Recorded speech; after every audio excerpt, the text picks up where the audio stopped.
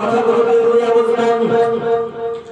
আল্লাহর পয়গম্বর মুসা আলাইহিস সালাতু ওয়াস সালাম মজলিসের ভিতরে বললেন, আমি সবচেয়ে বড় জ্ঞানী। আল্লাহ রাব্বুল আলামিন বললেন, ওই মুসা তুমি সবচেয়ে বড় জ্ঞানী না, তুমি সবচেয়ে বড় জ্ঞানী না, তোমার চাইতেও আরো বড় জ্ঞানী একজন আছেন। আল্লাহর পয়গম্বর মুসা আলাইহিস সালাতু ওয়াস সালাম আশ্চর্য হয়ে গেলেন, বললেন আমার চাইতেও জ্ঞানী নাকি আরো একজন আছে? আল্লাহ তাআলাকে পয়গম্বর মুসা বললেন, ও আল্লাহ, আমার চাইতেও জ্ঞানী এমন কে ব্যক্তি, কোন ব্যক্তি, তাকে আমি একটু দেখতে চাই, তার সম্পর্কে একটু জানতে চাই।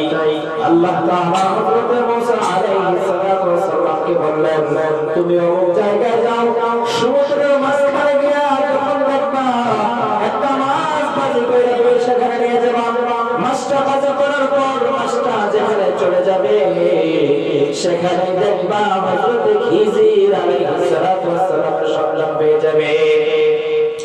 আল্লাহর পয়গম্বর মুসা একটা মাছ ভাজি করার পর খাদেম ইউশা ইবনে নূনকে নিয়ে পথিমধ্যে রওনা হয়ে গেলেন। কিছুক্ষণ যাওয়ার পর পয়গম্বর মুসা ক্লান্ত হয়ে যাওয়ার পরে একটা জায়গায় একটা গাছের নিচে আশ্রয় গ্রহণ করলেন।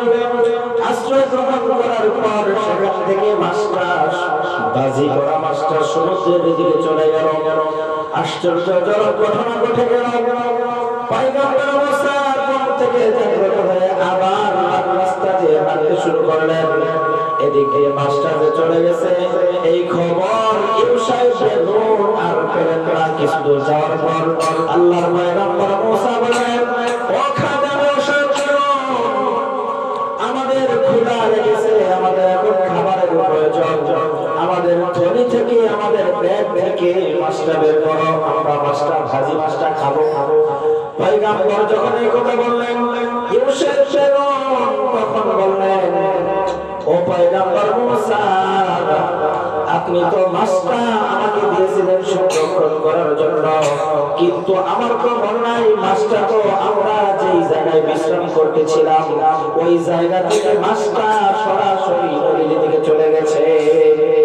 পয়গম্বর মুসা বললেন, আরে মুসা, আমি তো সেই জায়গাটাই খুঁজতেছিলাম, সেই জায়গাটাই খুঁজতেছিলাম, চলো তাড়াতাড়ি চলো, আমাকে সেই জায়গাটা খুঁজে বের করতে হবে। সেই জায়গাটা আবার পিছনের দিকে চলে আসলেন।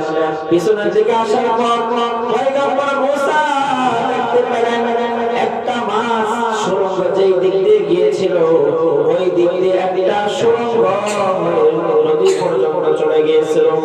নদী পর্যন্ত চলে যাওয়ার পর পয়গম্বর মুসা বললেন ইউশাকে, ইউশা চলো, আমাদের এখানে যেতে হবে, আমরা এখানে যাব। কিছুক্ষণ যাওয়ার পর যখন দেখলেন সমুদ্রের মাঝখানে যাওয়ার পরে ইউশা ইবনে নূন আর মুসা আলাইহিস সালাতু ওয়াস সালাম দেখলেন হযরত খিজির আলাইহিস সালাতু ওয়াস সালাম বসা। বলেন না সুবহানাল্লাহ। হযরত খিজির আলাইহিস সালাতু ওয়াস সালামকে দেখার পর পয়গম্বর মুসা বললেন, আমি শুনলাম আপনি নাকি আমার চাইতে বহু জ্ঞানী, আল্লাহ তাআলা নাকি আপনাকে অনেক অনেক দান করেছেন, কাজেই আল্লাহ থেকে আমি কিছু জ্ঞান আহরণ করতে চাই। মুসা আলাইহিস সালাতু ওয়াস সালামকে ইউশা ইবনে নূন বললেন, পয়গম্বর মুসা, শুনতে পারবা কিন্তু তুমি কি আমার সাথে ধৈর্য ধরে থাকতে পারবা কিনা? বলে যে আমি আপনার সাথে ধৈর্য ধরে থাকতে পারবো। পয়গম্বর মুসা আল্লাহ তাআলার হুকুমে ওই ব্যক্তির সাথে হযরত খিজির আলাইহিস সালাতু ওয়াস সালামের সাথে থাকতে শুরু করলেন। খিজির আলাইহিস সালাতু ওয়াস সালাম পয়গম্বর মুসাকে নিয়ে একটা সফরে বের হইলেন। সফরে যাওয়ার পথে কিছু দূর যাওয়ার পথে দেখলেন এই নদীর এই পার থেকে ওই পারে যেতে হয়। কোন পার? নদীর এই পার থেকে ওই পারে যেতে হয়। পয়গম্বর মুসা, খিজির আলাইহিস সালাতু ওয়াস সালাম এবং ইউশা ইবনে নূন দাঁড়িয়ে আছেন পুরো মাঝি নাই, কোনো মাঝি নাই। কিছুক্ষণ পর একটা মাঝি আসলো, গরিব মাঝি। মাঝিটা আসার পরে ইউসা ইবনে নুন সহ তিনজনেই ওই নৌকার ভিতরে আরোহণ করলেন। আরোহণ করার পরে নৌকাটা, মাঝিটা নৌকা সহ তাদেরকে নিয়ে এই পার থেকে ওই পারে নিয়ে গেল। ওই পারে নিয়ে যাওয়ার পর হযরত খিজির আলাইহিস সালাতু ওয়াস সালাম ওই নৌকার মাঝির নৌকাটা ছিদ্র করে দিলেন। ছিদ্র করে দেওয়ার পর পয়গম্বর মুসা সহ্য হলো না।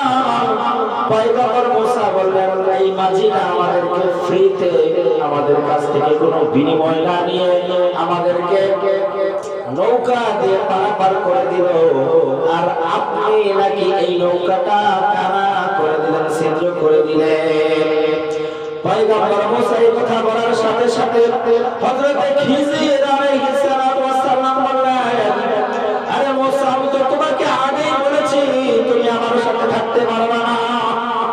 পয়গম্বর মুসা খিজির আলাইহিস সালাতু ওয়াস সালামের কাছে মাফ চাইলেন, বললেন, হযরত আমার এরকম আর ভুল হবে না। খিজির আলাইহিস সালাম বললেন, না না না, তুমি আমার সাথে আর থাকতে পারবে না। এইবার মুসা পয়গম্বর বললেন, ইনশাআল্লাহ আমি আর এরকম ভুল করব না। বলেন না সুবহানাল্লাহ। এইবার আবার মুসার সাথে চলতে লাগলেন। কিছু দূর যাওয়ার পরে দেখেন কয়েকজন যুবক একটা মাঠের মধ্যে খেলা করতেছে। হযরত খিজির আলাইহিস সালাতু ওয়াস সালাম মাঠে গিয়ে একটা বাচ্চাকে ধরে একটা থাপ্পড় মেরে তাকে মৃত্যু দান করলেন। থাপ্পড় মারার সাথে সাথে ওই বালকটা মারা গেল। খিজির আলাইহিস সালাতু ওয়াস সালামের এই কাণ্ড দেখে পয়গম্বর মুসা বললেন, আরে খিজির ভাই, আপনি কি কাজ করলেন? একটা ছোট বালক, ছোট বাচ্চাকে আপনি আরে মেরে ফেললেন কেন? বলে যে এটার মারার একটা রহস্য আমার কাছে আছে। আমি তো আগেই বলেছি আমি যেই কাজ করব আমার কাজের কোনো প্রশ্ন তুমি আমাকে করতে পারবা না।